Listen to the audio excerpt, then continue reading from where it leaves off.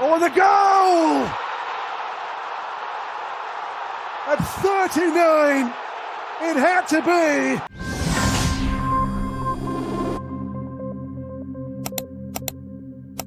So this new expanded FIFA Club World Cup, it really feels like a moment, doesn't it? Oh, absolutely. 32 teams, 11 U.S. cities, that huge prize pool. It's a massive statement. $1 billion, yeah. It feels like more than just another tournament. It's like a big experiment trying to reshape club football globally. Exactly. And that's why today we're diving deep into one of the first big talking points. That surprising 1-1 draw. Inter Milan versus Monterrey. Right. The Italian giants held by the Mexican side. So our mission here is to unpack that result, look at the expectations beforehand, what actually happened on the pitch. Key moments, coaching calls. Yeah, and what it all means for these two teams and maybe, for the whole tournament going forward. Let's get into it. What's striking first is just how quickly this new format threw up a result that made people sit up and take notice. No kidding. It wasn't a slow build, straight out of the gate. And for Inter Milan, you have to consider the context they came into this with. Yeah. It was rough.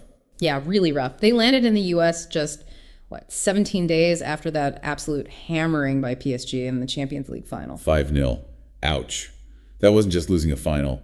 It completely ended their treble hopes. And they'd already missed out on the Serie A title to Napoli. So think about the mental state there.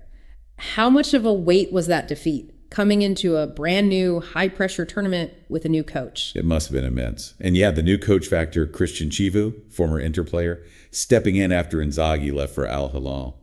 Big shoes to fill. Huge. And Chivu himself had hinted he might change things tactically. But he didn't, did he? He stuck with Inzaghi's 3-5-2. He said he just hadn't had enough time with the squad. Which maybe tells its own story, sticking with the familiar under pressure. Could be. Plus, you had key players like Marcus Thuram apparently ailing, not fully fit. New guys like Luis Enrique, Petar Sucic had barely had a training session. Taremi was out too. So a team clearly dealing with a lot of recent trauma, tired players, new coach, signings not integrated. Yet, they were still Inter Milan. Still seen as one of the world's best. Still tipped as potential Club World Cup winners. The betting odds were heavily in their favor. Some predictions were like 3-1 Inter, comfortable win. That's serious external pressure. Definitely. But then you look at Monterrey. They're no pushovers. Not at all. Liga MX powerhouse, right? 5 CONCACAF Champions League titles. They won it in 2021 to qualify here. And, interestingly, they also had a new coach making his debut, Dominic Torrent, Pep Guardiola's former assistant. So coaching changes on both sides. But Monterrey's squad, they got teeth. They absolutely do. You've got Sergio Ramos. Okay. Yes. This Sergio Ramos, 39 years old, joined in February. Still going strong. Apparently so. Yeah. Plus guys like Lucas Ocampos, German Berterame, Nelson Diosa, Sergio Canales. It's a talented group. And they had a decent defensive record in Mexico, didn't they? 7th fewest goals conceded. Good save percentage. Yep. So setting the scene. Yeah.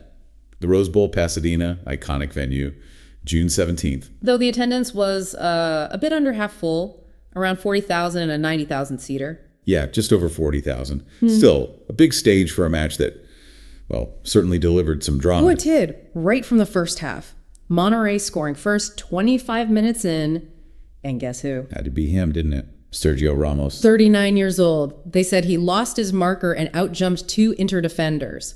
Powerful header from an Oliver Torres corner. Just classic Ramos. Yeah. That swagger, that sheer force of will. He absolutely loved the celebration too. What a start for him at the club. Incredible. And he ended up getting MVP for the match, right? He did. Shows he still got that big game impact. But Inter did hit back before halftime. Lautaro Martinez, 42nd minute. Yeah, it was described as a tap in from a Carlos Augusto pass, but the buildup was apparently top class, like really slick ball movement from a set piece. Showed their quality was still there, even if inconsistent. Chivu actually said afterwards he thought they played a good first half, despite conceding, which is interesting. A bit generous, maybe, because his comments on the second half suggested otherwise. Right.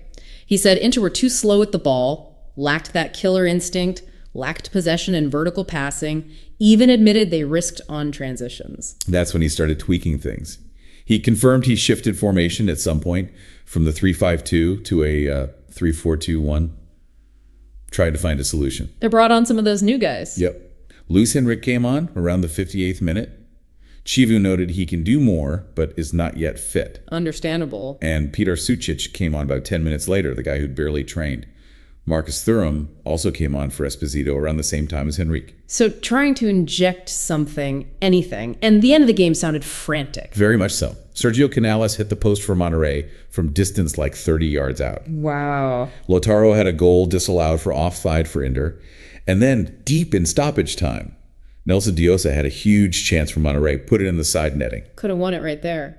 So close. The stats afterwards were quite revealing too. What did they show? Well, Inter dominated possession nearly 62% to Monterrey's 38%. Okay, typical for a favored team. More total shots too, 15 to 11. But, and this is the key bit, only 2 shots on target for Inter. Monterrey had 1. Only 2 shots on target from 15 attempts and 62% possession.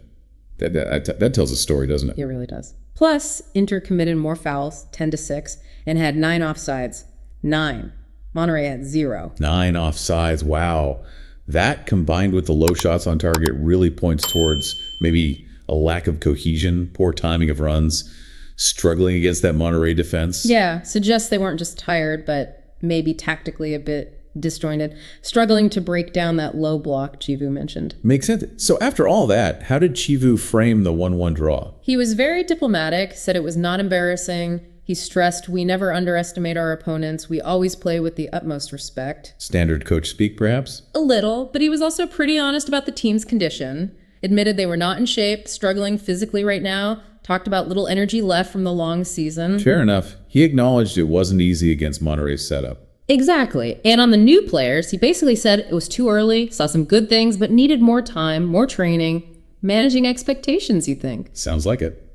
What about Ramos, the MVP? He called it a very difficult match against a great rival, a Champions League finalist. Classy. But he also said, when you don't win, you don't go home 100% happy. Competitive edge, still sharp. You wouldn't expect anything less from him. But beyond the players and coaches, the fan reaction online, that was fascinating. It really tapped into the whole point of this expanded tournament. Right. What was the general vibe? A lot of excitement, actually. People saying this format is the best thing that happened in the history of soccer kind. Loving the intercontinental banter. A real buzz. That's positive. But there was more specific stuff about this result, wasn't there? Oh, yeah. The big one was this idea of Monterrey having CONCACAF Inter. Ah, right. The narrative that the gap between Europe and, say, North America is closing. Exactly. Fans arguing this draw challenge the belief that the Champions League is a better league than Liga MX or MLS. Some getting quite pointed, mentioning elitism and douchebaggery from the Euro fans. So it immediately sparked that global parity debate. Interesting. What about the Inter fans? They couldn't have been happy. No. Some were brutal, calling it the worst Inter since the Battle of Cannae, bit dramatic, and blaming Chivu straight away. Chivu can get lost. Can't even beat Monterrey. How pathetic. Wow, zero patience there. First game in charge. But others push back, defending Chivu, pointing out the tired squad, the lack of preparation time. One comment was like, you can't be serious. Our plays were really good. We just lacked finishing. So, debate even among their own fans. That makes sense. It's complex. And then, completely out of left field, there was this whole side discussion about Monterrey's club anthem. Their anthem? Really? Yeah. People online calling it a stone-cold banger, saying it lifted my mood. Getting into the Arriba el Monterrey part. Just a funny, unexpected detail. Huh. That's brilliant.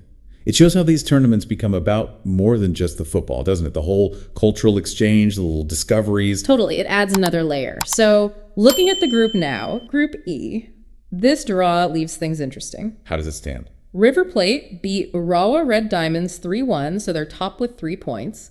Inter and Monterrey are level on 1 point each. Urawa has 0. Okay, so the next round of games is massive. What are they? It's on Saturday. Inter play Urawa and Monterrey face River Plate. Wow, Monterrey versus River Plate. That's a huge game now. And Inter really need a win against Urawa. Absolutely. No room for error. Yeah. And big picture, this single 1-1 draw right at the start, it really does underline what this expanded Club World Cup could be about. Yeah, it suggests that the European dominance isn't necessarily guaranteed. Teams from other confederations can and will cause problems. They bring different styles, different challenges. It sets the stage for potentially a much more unpredictable, more competitive tournament than maybe some expected. It forces everyone to adapt from day one. So thinking about all this, what does it mean for you, the listener? We've seen this one match challenge a lot of assumptions, spark these huge debates online, and maybe hint at a shift in global club football. That 1-1 draw wasn't just 2 points dropped or 1 point gained. It felt like a statement. Definitely. So here's something to chew on. Considering Inter's fragile state after that Champions League final, and Monterrey stepping up like they did, what does this match really tell us about how top European teams cope mentally when they face these unexpected, tough global challenges right off the bat? And how might that influence how they approach the rest of this tournament?